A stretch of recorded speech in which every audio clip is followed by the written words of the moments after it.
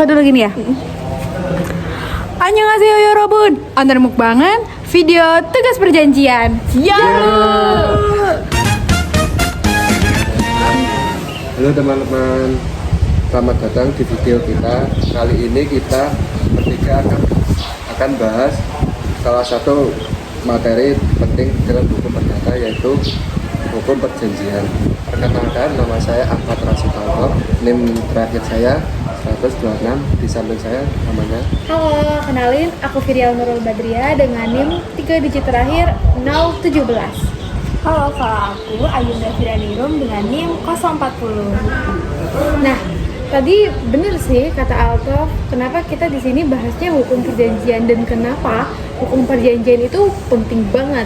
Jadi hukum perjanjian itu ada di setiap aspek kehidupan kita ya. Kalau dipikir-pikir seperti itu, mulai dari hal kecil kayak misalnya kita beli pulsa, sampai hal yang bener-bener gede banget kayak kontrak bisnis yang nominalnya bisa miliar rupiah. Jadi tujuan kita bukan cuma ngerti definisinya aja, tapi juga syarat sah, asas, jenis, akibat hukumnya bagaimana, plus contoh dalam kehidupan sehari-hari. Dengan begitu, kita bisa paham kenapa hukum perjanjian disebut sebagai dasar dari hukum perdata. Definisi perjanjian. Kalau merujuk pasal 13 KUH Perdata, perjanjian itu adalah perbuatan dengan mana satu orang atau lebih mengikatkan dirinya terhadap satu orang lain atau lebih. Nah, jadi bener nih kata Alta tadi. Bahasa simpelnya, perjanjian itu kayak kesepakatan antara dua belah pihak atau bisa lebih. Nah, yang menimbulkan hak dan kewajiban. Jadi bisa dibilang sifatnya timbal balik. Nah, biar kalian gak bingung, kita bedakan dulu ya. Ada istilah perjanjian dan perikatan.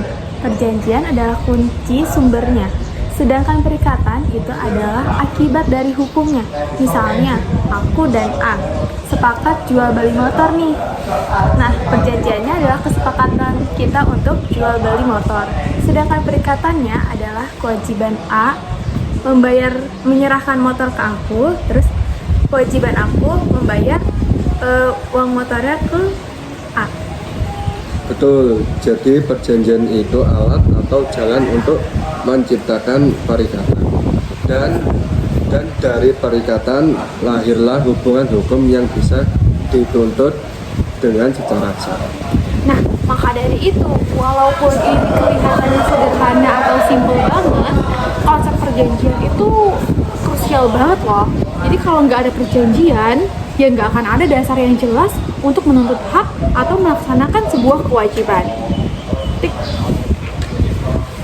Nah, sekarang kita masuk ke inti penting. Syarat sah perjanjian pasal 1320 KUH Perdata. Ada 4 syarat sah perjanjian. Yang pertama, adanya kesepakatan. Artinya, kedua belah pihak itu setuju untuk saling mengikatkan diri. Tapi, perlu digarisbawahi kalau kesepakatan ini itu harus lahir secara bebas. Artinya apa? Nggak ada paksaan satu sama lain, penipuan atau bahkan kehilafan. Yang kedua, ada kecakapan hukum. Pihak yang membuat perjanjian haruslah dewasa, yang berusia lebih dari 21 tahun, sehat akal, dan tidak dalam pengampuan. Jadi, anak kecil atau orang yang belum cakap hukum tidak bisa membuat perjanjian yang sah. Yang ketiga, adanya objek tertentu. Objeknya harus jelas, misalnya barang atau jasa yang diperjanjikan. Kalau objeknya tidak jelas, perjanjian bisa batal. Nah, yang terakhir nih, yang keempat sekarang, adanya sebab yang halal. Apa sih maksudnya? Nah, jadi tujuan perjanjian itu nggak boleh melanggar hukum, nggak boleh melanggar kesusilaan atau ketertiban umum. Jadi kalau misalnya tujuannya adalah tidak halal atau melawan hukum, maka perjanjian itu batal demi hukum. Sekarang kita bagi dua kategori. Ada syarat subjektif dan syarat objektif. Nah, syarat subjektif ini adalah kesepakatan dan kecakapan. Kalau syarat ini tidak terpenuhi, perjanjiannya bisa dibatalkan. Sedangkan syarat objektif adalah objek tertentu dan sebab halalnya. Nah, kalau tidak terpenuhi, maka perjanjian batal demi hukum. Bener banget. Contoh perjanjian jual beli rumah yang ternyata masih dalam sengketa. Itu batal demi hukum karena objeknya tidak jelas. Sedangkan perjanjian yang dibuat oleh anak di bawah umur bisa dibatalkan karena syarat subjektif tidak terpenuhi. Nah, kalau kita lihat di masa yang sekarang nih, di zaman-zaman sekarang atau zaman modern, mungkin ada beberapa pertanyaan. Kalau misalnya kita klik tombol setuju di aplikasi, apakah itu sah sebagai perjanjian? Jawabannya adalah sah, karena ya asalkan ada kesadaran dan persetujuan dari pihak yang menekan tombol setuju tersebut. Betul. Selanjutnya kita akan membahas asas-asas perjanjian. Yang pertama ada asas kebebasan berkontrak. Artinya kita bebas menentukan isi, bentuk, dan pihak-pihak dalam perjanjian, tapi tetap ada batasan nih, tidak boleh melanggar hukum, kesusilaan, atau ketertiban umum. Jadi harus sesuai dan sejalan dengan undang-undang. Asas kedua adalah asas konsensualisme. Artinya cukup dengan adanya kesepakatan, perjanjian sudah dianggap lahir. Tertulis atau tidak tertulis, keduanya sah, namun untuk perjanjian tertentu seperti jual beli tanah harus tertulis. Nah, asas yang ketiga, asas yang paling sering kita dengar nih, asas pacta sunt servanda. Artinya adalah perjanjian yang dibuat sah, berlaku, mengikat, layaknya seperti undang-undang bagi pihak yang membuatnya. Jadi ya nggak gampang buat dilanggar. Yang keempat, ada asas itikat baik. Perjanjian harus dilaksanakan dengan jujur dan adil. Mulai dari proses negosiasinya, pelaksanaannya, sampai penyelesaiannya. Jadi kita bersikap harus dengan baik. Contoh penerapan asas ini misalnya dalam jual beli laptop, penjual wajib jujur soal kondisi barang. Kalau dia sembunyikan cacat barang itu melanggar asas etikat baik. Nah, jadi kayak yang tadi diomongin sama Altaf dan Firda, kesimpulannya adalah asas-asas ini itu menjaga keseimbangan antara kebebasan pihak dan kepastian hukum dalam perjanjian. Selanjutnya ada jenis-jenis perjanjian.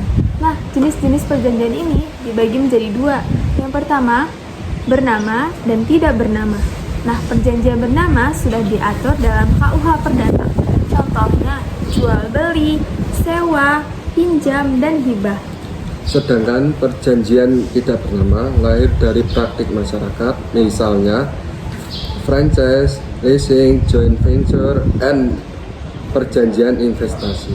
Nah, ada juga klasifikasi lain nih, sepihak dan timbal balik, lisan dan tertulis, serta cuma-cuma atau dengan imbalan.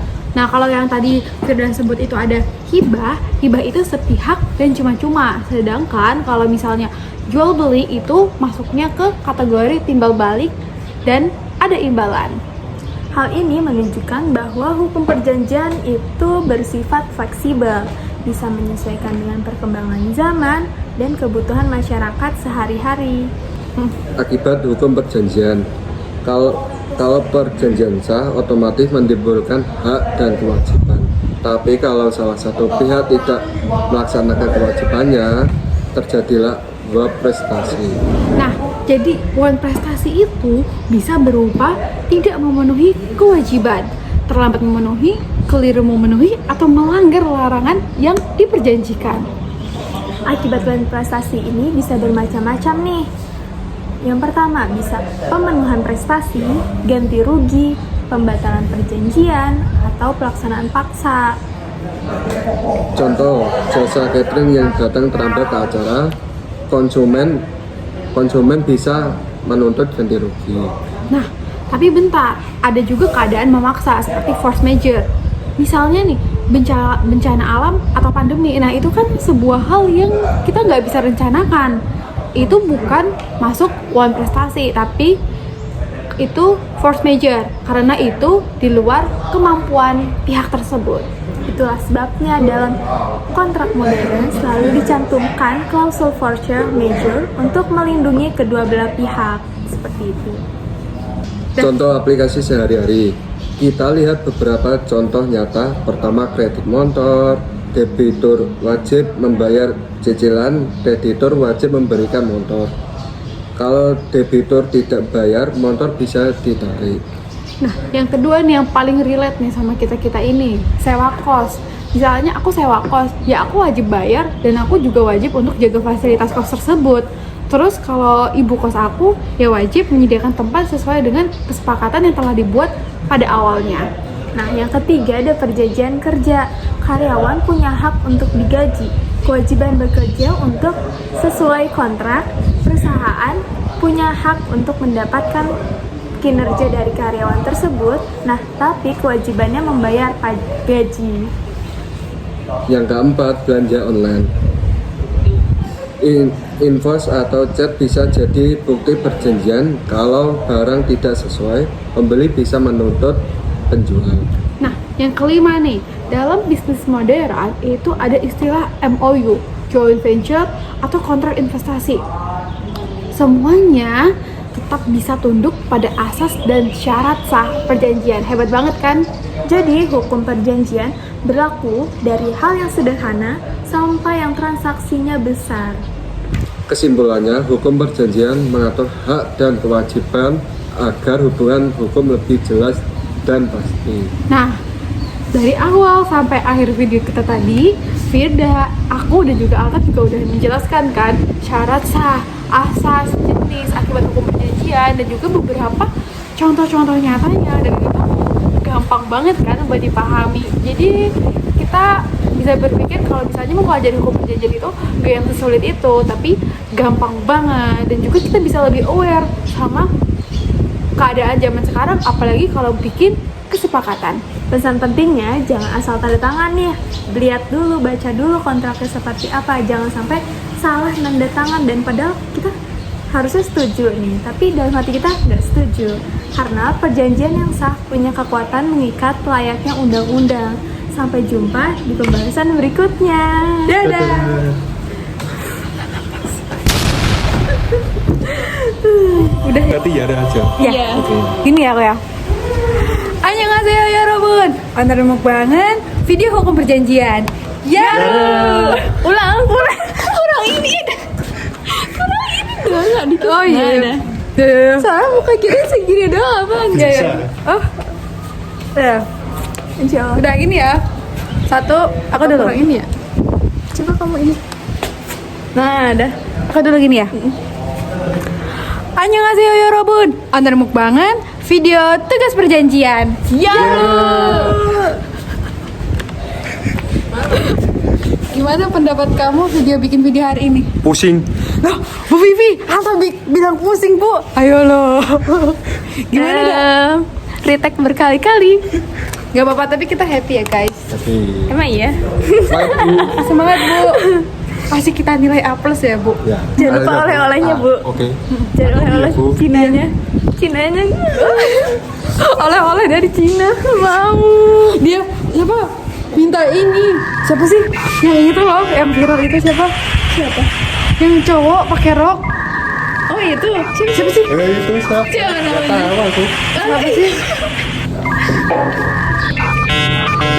Mr. Hong. Iya, Mr. Hong. Itu kan Siapa cowok. sih? Iya, Mr. Hong. Mr. Hong. Mr. Hong apa? Mr. Hong Cina apa? Cina. Bu Firda minta dia Firna minta itu ya. udah ya. Dadah. Jangan dimasukin Dadah, Bu. ya guys. Sehat-sehat di Cina, Bu. Gini dulu ini. Sehat-sehat di Cina, Bu. Sehat Cina, Bu. Dadah.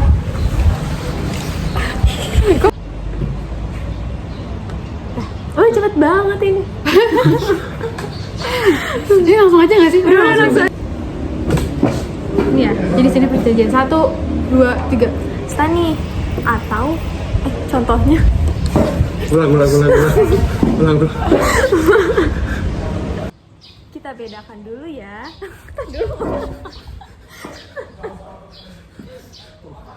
Aku bingung harus dari sini atau sini. Ulang dari awal lagi. Iya, ulang. Objektif adalah kesepakatan dan kecakapan. Sedangkan syarat objektif ulang. beneran. Iya.